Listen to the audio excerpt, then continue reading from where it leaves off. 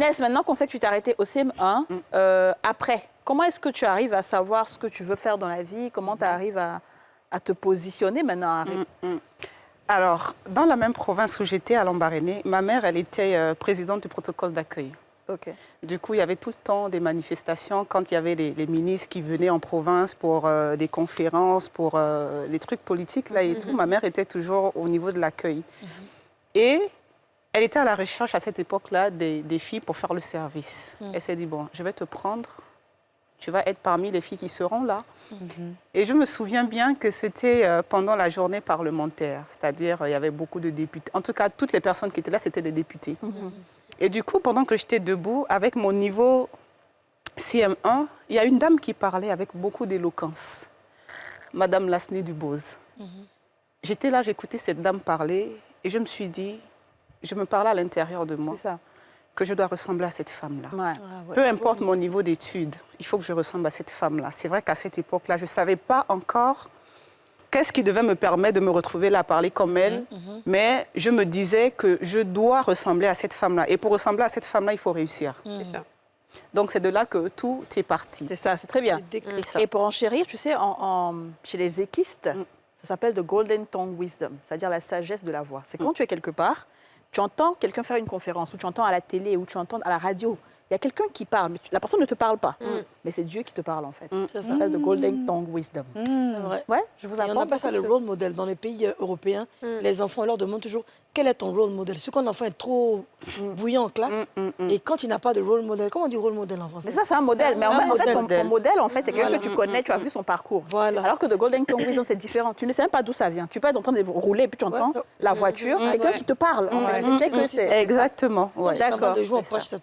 Et ensuite, qu'est-ce qui s'est passé? Et à la suite de ça, je me suis dit, bon, c'est vrai que je n'ai pas fait l'école, mais il faudrait que je puisse au moins apprendre un métier.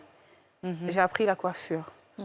Il y avait à l'arrière de la maison où j'habitais, où on habitait, il y avait des gros feuillages que je prenais et je faisais des nattes dessus. Après avoir appris à faire des nattes dessus, j'ai commencé à tresser les commerçantes du quartier. Parce que là où on était, il y avait un grand marché. Et parfois, même pour manger aussi, j'allais aider ces femmes-là à faire sortir et faire rentrer leurs marchandises à 100 francs, 200 francs. C'était à quel âge, ça? Ouh. Adolescence? Oui, j'avais 12, 13, 14 par là. Ah ouais, très tôt. Hein. Ouais, c'était très tôt. C'était très tôt.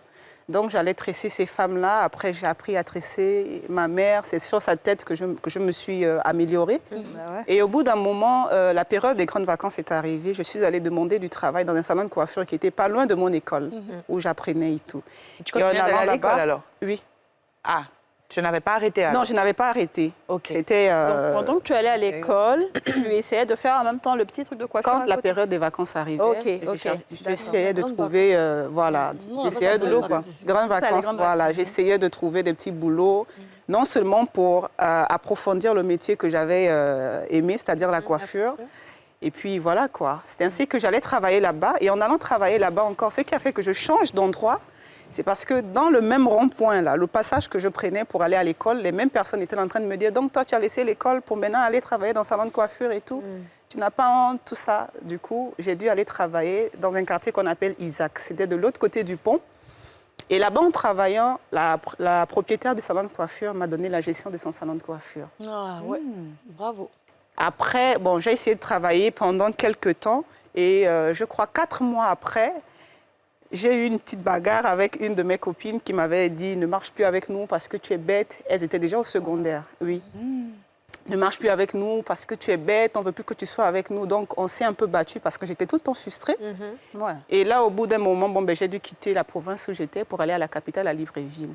J'ai oublié un petit détail. La chose qui me piquait le plus, c'est quand une de mes tantes, dont je vais taire le nom parce que c'est quand même la famille, me faisait asseoir autour de mes autres cousins et me dire « Tu es la honte de notre famille. Wow. Si tu marches dans la rue, ne dis pas que tu viens de cette famille parce que tu es une honte pour notre famille. » Oui. À cause de la fin d'école? À cause de l'école. Mais elle a fait quel papier? En tout cas, je vais taire tout ça parce que... Franchement, voilà, d'accord, ouais, vraiment. Ouais. Du coup, quand j'ai décidé de quitter la province de Lambaréné pour aller à Libreville, c'était vraiment avec toutes ces frustrations-là comme moteur. Ce n'est pas des choses qui m'ont... C'est vrai qu'au début, ça me brisait parce que je n'avais pas de de situations devant moi. Du coup, ça me brisait au début, mais en quittant la province, je me suis dit, bon, là, Dieu me fait la grâce de quitter la province pour aller à la capitale. Je suis quelqu'un de nouveau. Et je sais qu'en partant là, tout en moi va changer. Mais alors, la partie où tu décides de partir de ta province, tu t'en vas, en tant que mineur, tu t'en vas seule ou... Qu'est-ce qui s'est passé? C'est mon grand frère qui est venu me récupérer, le premier fils de maman, parce que je me suis battue avec la copine. Voilà. Donc, il a décidé de m'enlever de la province pour m'envoyer à la capitale pour que là-bas, en arrivant, je reparte à l'école. Et en arrivant là-bas, malheureusement, je ne suis pas repartie à l'école. Mais j'allais le demander, là, tu t'exprimes très, très bien. On n'aurait pas dit que tu as le niveau CM1. Tu as été quoi? Est-ce que tu as pris des cours après, plus tard? Comment est-ce que tu as réussi à te former? Je me suis auto-formée. Parce qu'au vu de la vision que j'avais de ma personne, je me suis dit, même si je ne vais pas à l'école pour apprendre à lire, je dois commencer à le faire moi-même.